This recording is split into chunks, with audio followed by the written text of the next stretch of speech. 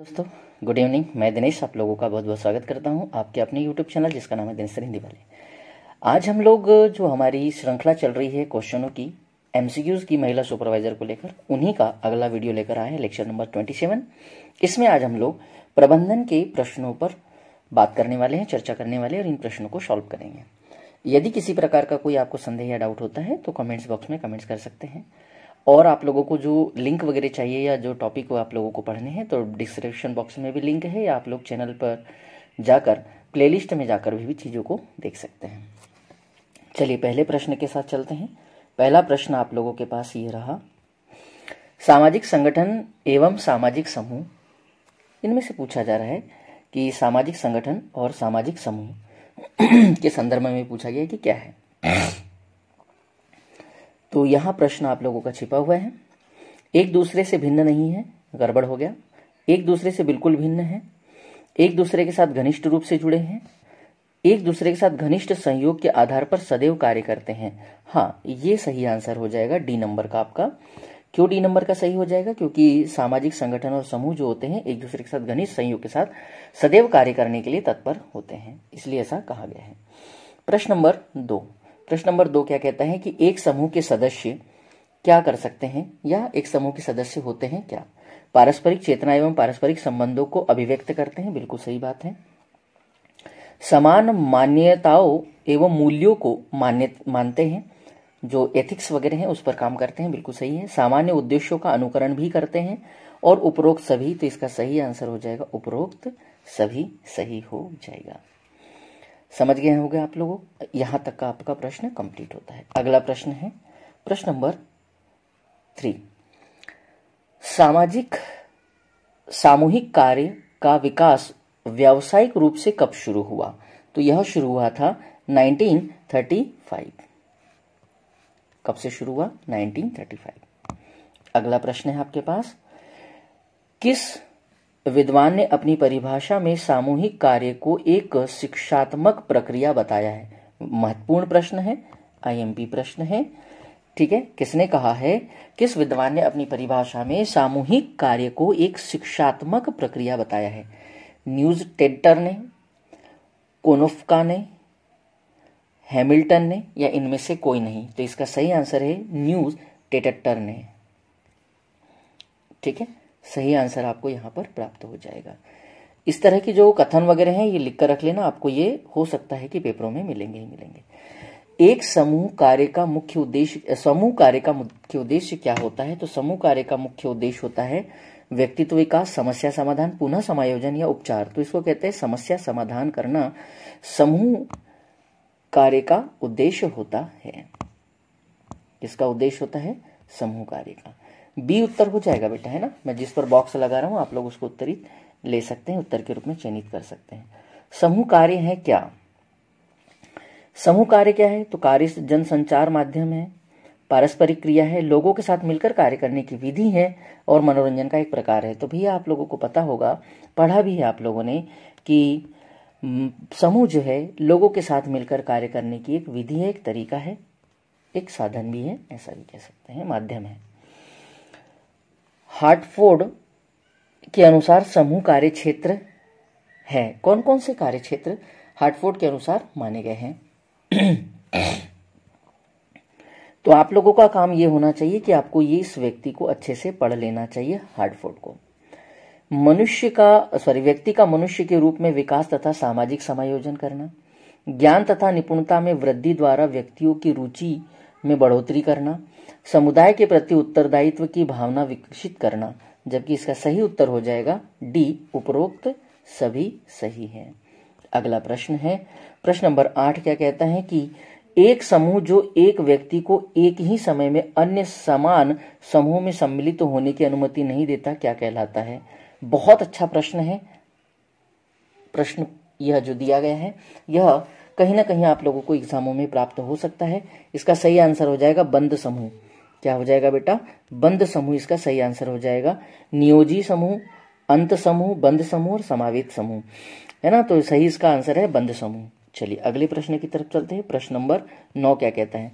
समूह कार्य अभ्यास के न्यूनतम मानसिक निर्धारित किया या मानक निर्धारित किया।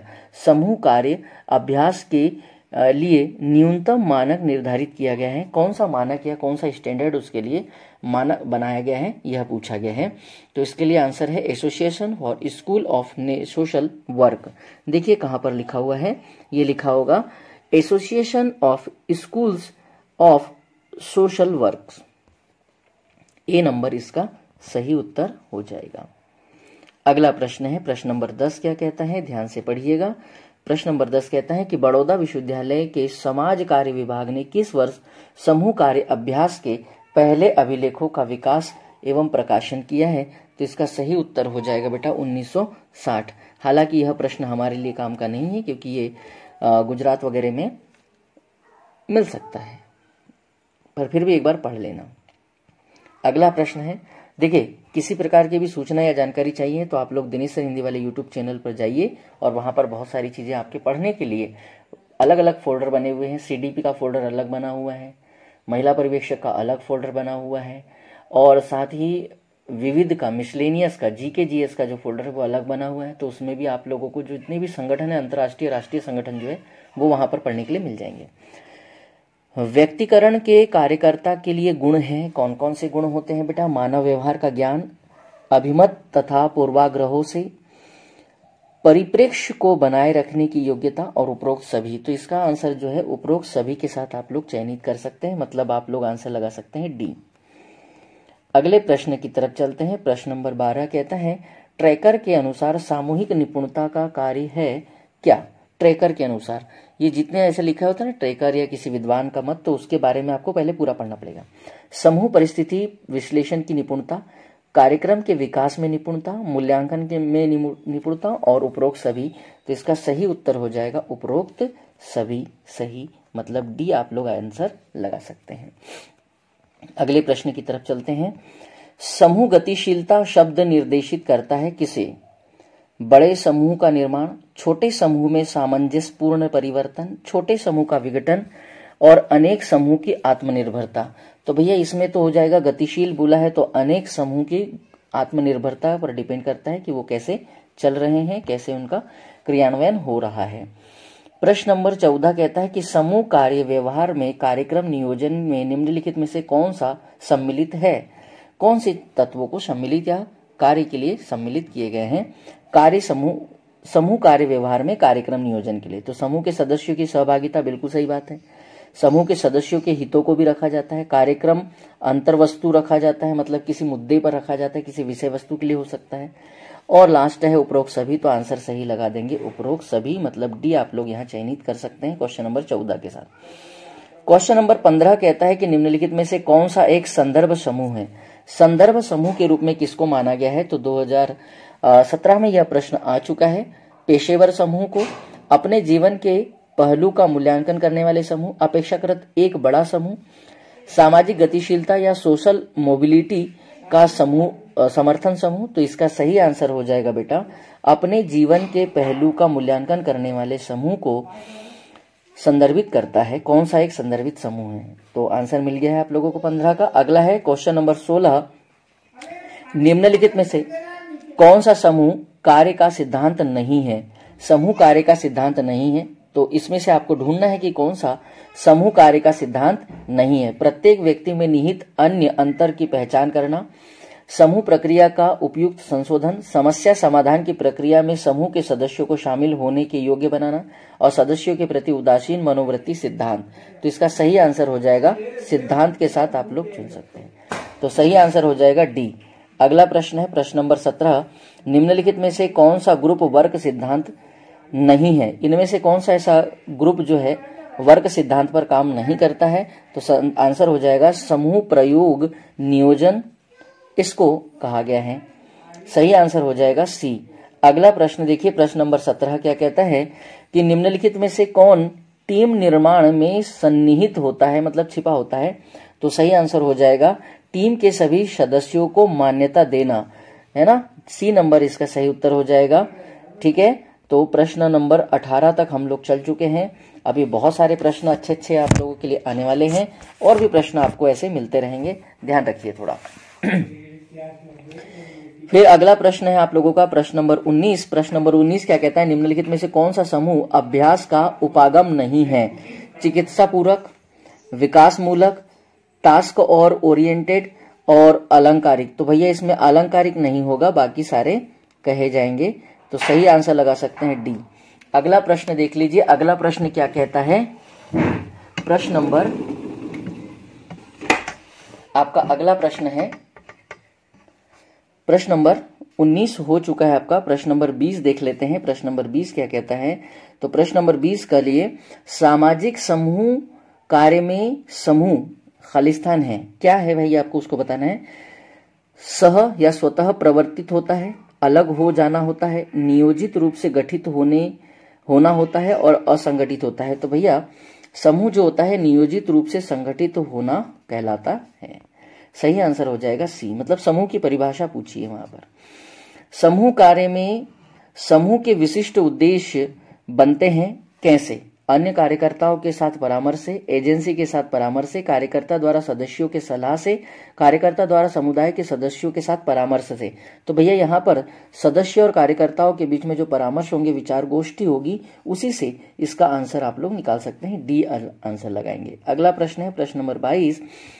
सामाजिक समूह कार्य सिद्धांत है कौन सा? नियोजित समूह गठन, समूह गत्यात्मकता, प्रजातांत्रिक निर्णय और विशिष्ट कार्यक्रम। तो इसका सही आंसर हो जाएगा प्रजातांत्रिक निर्णयन। सी उत्तर आप लोग लगा सकते हैं। प्रश्न नंबर 23 देखते हैं। प्रश्न नंबर 23 क्या कहता है कि सामाजिक समूह कार्य में परिवर्तन का प्रमुख उपकरण है कौन सा? तो इसमें प्रमुख उपकरण होता है कार्यक्रम का संगठन। सामाजिक कार्य में परिवर्तन का प्रमुख उपकरण होता है कार्यक्रम का संगठन, मतलब ए आंसर आप लोग लगा सकते हैं। अगला प्रश्न है 24वां नंबर का। 24वां प्रश्न यह कहता है कि 24वें नंबर का प्रश्न है, अपर्याप्त संचार एक खालिस्तान समस्या है। अपर्याप्त संचार तो यह कहलाता है निरंतर की समस्या है।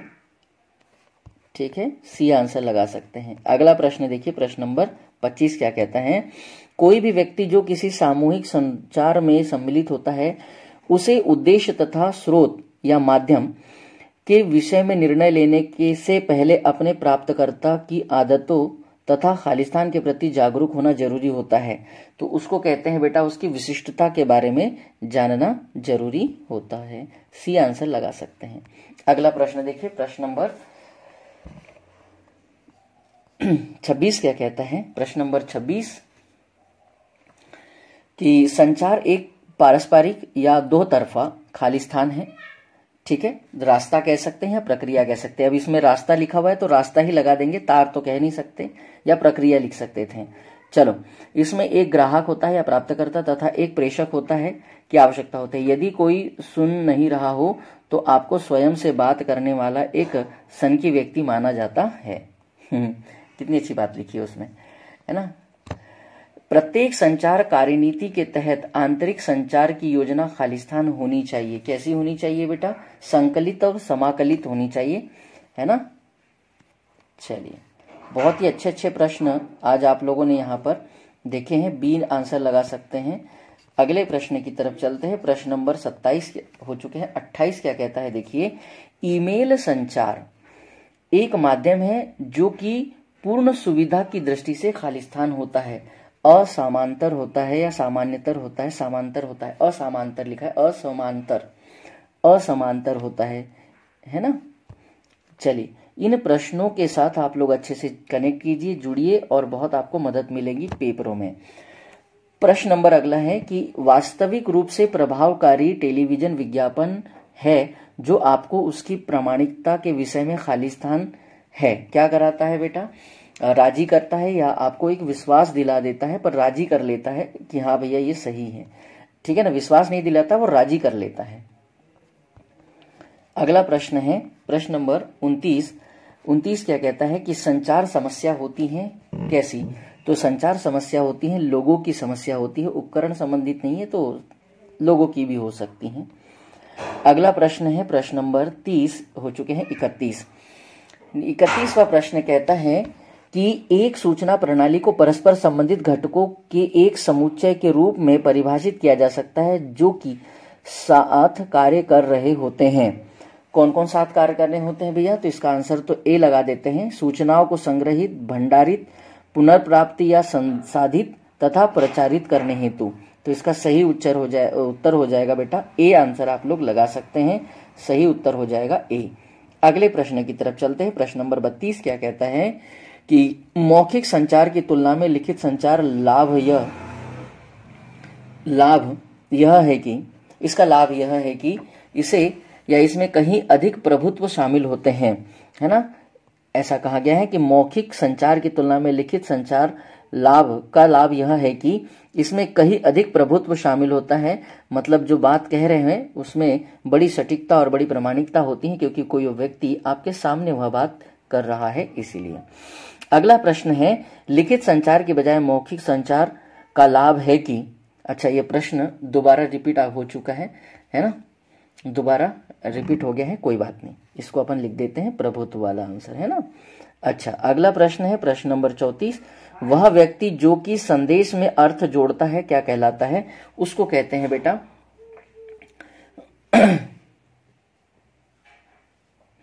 ग्राहक। क्या कहते हैं बेटा? ग्राहक कहते हैं।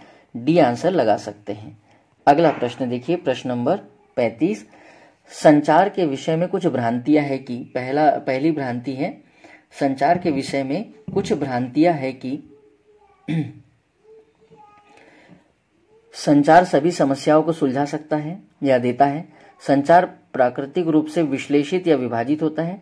हम किसी शब्द में जो अर्थ जोड़ते हैं उसी अर्थ को प्रत्येक व्यक्ति उस शब्द में जोड़ेगा। यह तो एक पूरी तरह से भ्रांति है भाई। हो सकता है कोई व्यक्ति उसका अन्य अर्थ निकाल ले, भिन्न अर्थ निकाल ले, है ना। अगला है प्रश्न नंबर 36। जब उच्चस्थ अधिकारी अपने अधीनस्थों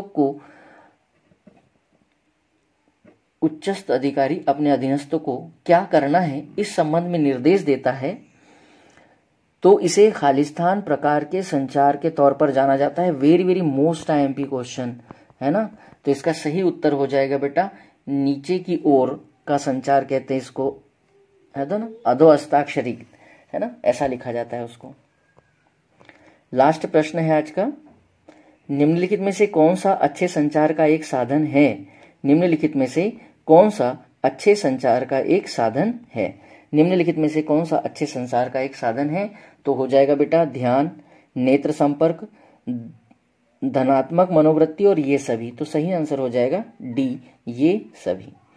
तो ये थे कुछ महत्वपूर्ण प्रश्न जो आज आप लोगों को मैंने सॉल्व कराए हैं। आशा करता हूं कि आप लोगों को ये सारी चीजें समझ में आ रही होगी और अच्छे से अभ्यास करिएगा, क्योंकि कुछ ही दिन शेष रह गए हैं और अगले एक प्रयास में करूंगा कि पूरी FLT आप लोगों को कराई जाए। तब तक के लिए जय हिंद, जय भारत। तैयार रहिएगा, FLT के लिए 1-2 दिनों के अंदर करा दूंगा।